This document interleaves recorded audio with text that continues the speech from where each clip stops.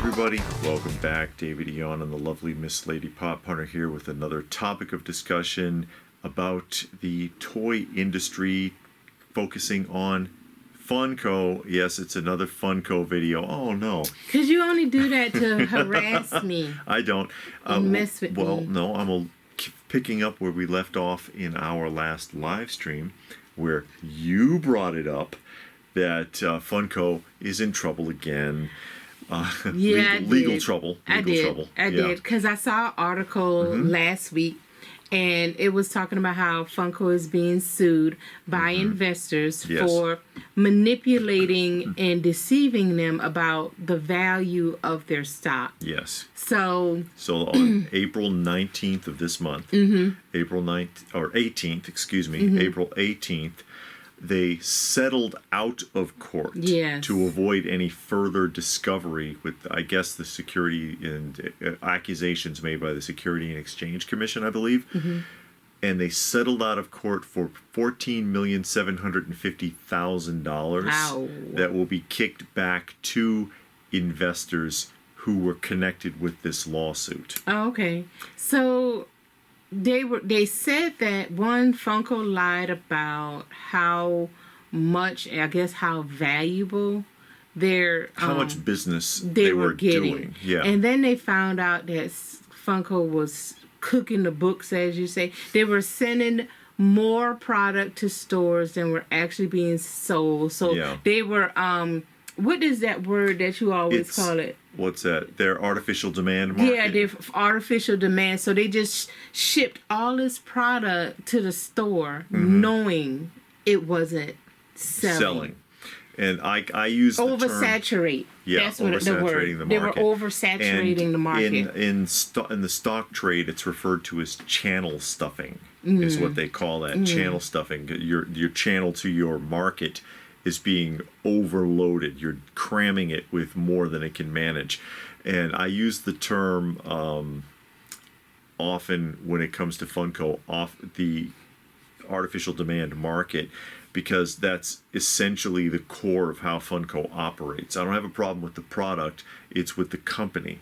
Since it was sold to the new owner, how they manage their business, where they create artificial demand by having all of these exclusives and by having chases and by having variants that are sold exclusively to toy shows like SDCC exclusives, and then the shared exclusives have a different sticker. All of that is artificial demand market to, this one's a different color, this one's flocked, this one has a different sticker, because people who are completists will go bend over backwards to try to pursue that. Channel stuffing is a more business-like aspect of that, and as she was explaining, let's say Jimmy's Pop Store orders 100 cases from Funko, but receives 175. And then Jimmy calls up Funko, "What the hell are you doing to me? I can't afford these." So he either gets stuck buying them or has to send the difference back. But since they did a lot of this, apparently, not just Jimmy's store, but 5,000 other stores, and whatever, whether it was Walmart or Target or whatever, gambling that they'll get stuck keeping it and paying for it later, shipped all this extra product that nobody asked for, because until they get product back for that quarter before they went public, made it look like business was just flying. Booming. Yeah, it was just flying. Yeah. And it's very shady practice that's frowned upon. Yeah, it's you're manipulating the market, you're manipulating your investors, because you showing them something, your book saying you sold 1,000 units, but really you only sold 400 units. You shipped out 1,000 units. Yeah. But the store bought 400 units. Store didn't want that. Yeah. And so when they look at those books, it's like, oh, okay. And I see Funko everywhere. We go to Walmart, we go to the mall, we go to Hot Topic, we go to GameStop. They're everywhere. okay, yeah, maybe this is a good thing to get in on the ground floor, and then we can all make some money. Yeah. And that just wasn't the case. That wasn't the case. And that they went through this big transition, Funko also, because, and people get on me about that all the time for talking bad about the corporate aspect of Funko, shall we say. Because again, I don't have anything specifically wrong with the product. If you like Funko, you like Funko. But the way that they operate has always bothered me, and this just adds to it. The artificial demand market, again, because it's just doomed.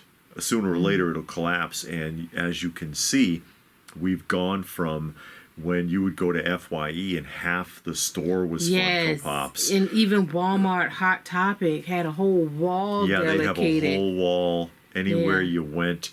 GameStop, they cleared all their toys and they had a whole wall, and now it's a section. And even the last time we were in Walmart, they had like one of the half-size gondolas, maybe a 4-foot section of space with 3 shelves of Funko Pops. Yeah. It's just gone.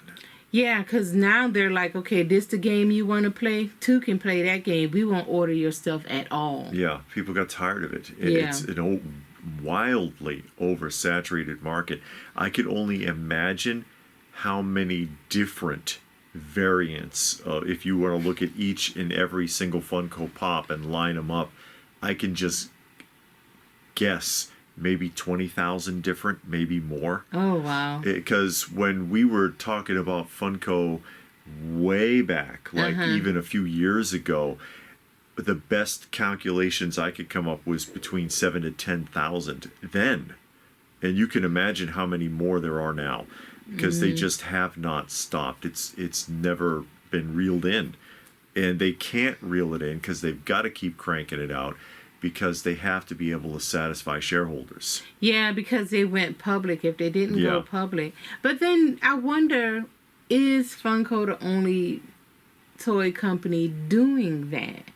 Probably not. They're just the most obvious because of the raw level of releases, the raw product that's just cranked out constantly. Yeah.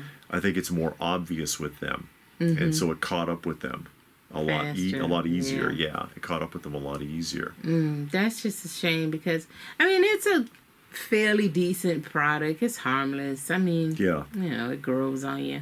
But to lie to the investors, to get them to buy into your company, promising them something that you can't deliver on, you already wasn't delivering. It would have been one thing if you saying, yeah, this is our true numbers, this is how much we're actually shipping out, we're actually selling, and then they look at that and like, okay, this is going good. But no, you lied and said this is how much we're doing when we're actually doing this. And then it's suspicious that even though technically they have not come forward and admitted wrongdoing in the channel stuffing case, they settled out of court to prevent additional discovery. And I'm like, what else have you done then? That you're, well, okay, you know what, we'll just, if you just close the books on this, we'll pay you. That's, how do you say you're guilty without admitting you're guilty?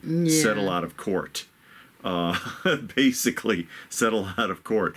And for, you know, a company of that size, 14,750,000, it's not huge, but it's big enough under the circumstances to cast a light on, all right, what else are you guys doing? Because not only are they being dirty by manipulating the market through artificial demand to customers, but now manipulating the market through something illegal has been exposed. You know, it makes you wonder what else is going on with them.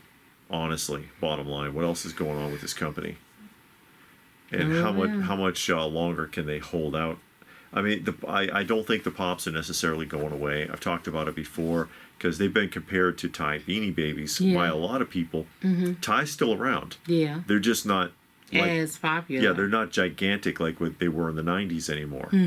Their moment has passed whereby they were huge for like, what, 6-8 years, which is the same thing with Funko, because they didn't really jump off until almost 2015. They started making the Pops in 2010, but it wasn't until 2015 that they jumped off, and now it's, it's sinking.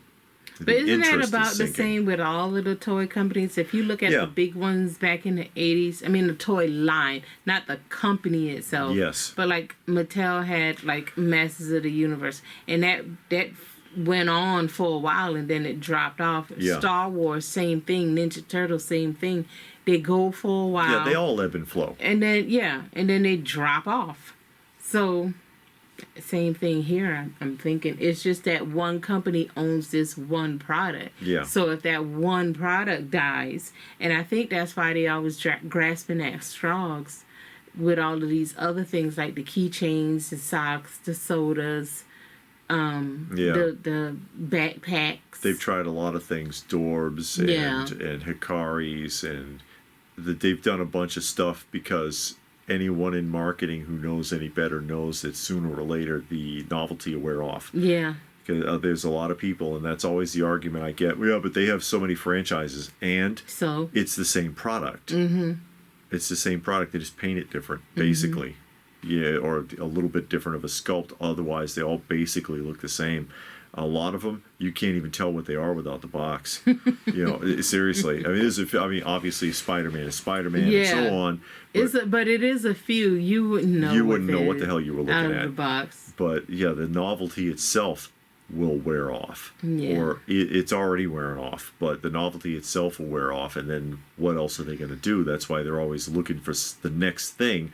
I thought it was going to be sodas because that was doing well for a while, but I think they overdid it with the whole thing. One, you got to chase. You have to open it up, every single can, because it doesn't say on the can like it does on the Funko box. Yeah, so it's not mint anymore. A chase. Every one of those is not mint. And we've said it before. I watched a video once, and a guy, he literally had, 30 cases? Yeah, that's right. Cases of the sodas. And he's picking them up and opening them. No. Yeah. No. Yeah. No. So and he's going so fast because he's looking for the chases. What do you do with the non-chases? Nobody wants them. Yeah. So now you bought 30 cases of soda. You opened every one looking for this chase. Now what you going to do with the ones you already opened? Because nobody wants them. Yeah, you sell them for less than retail because they're opened now. Yeah, I don't know. I like the way the can looked. I thought the can looked good. But, you got some people that are not out-of-the-box collectors. So it was like, okay, now I got to take this out to even see it. Unlike the Funko Pop, which was in the box, at least you could still see it in that little window. Yes. So you had that. I don't know. But there you go. In case anybody was wondering about that, again, we talked about it a little bit during our last live stream, and so we wanted to elaborate about that. Yes. And yeah, again, it tells you something about the way that they're operating, the way that company operates as a whole, which is unfortunate. It is. It's unfortunate because you're buying from these people. You want to be able to trust them if you like their product. So there you are. Thoughts? What do you think about all that? Tell us what your thoughts are in the comments section down below. Please do. Give the video a thumbs up. Share it if you can. Subscribe if you are new. Check out some of our other content. Help the channel grow.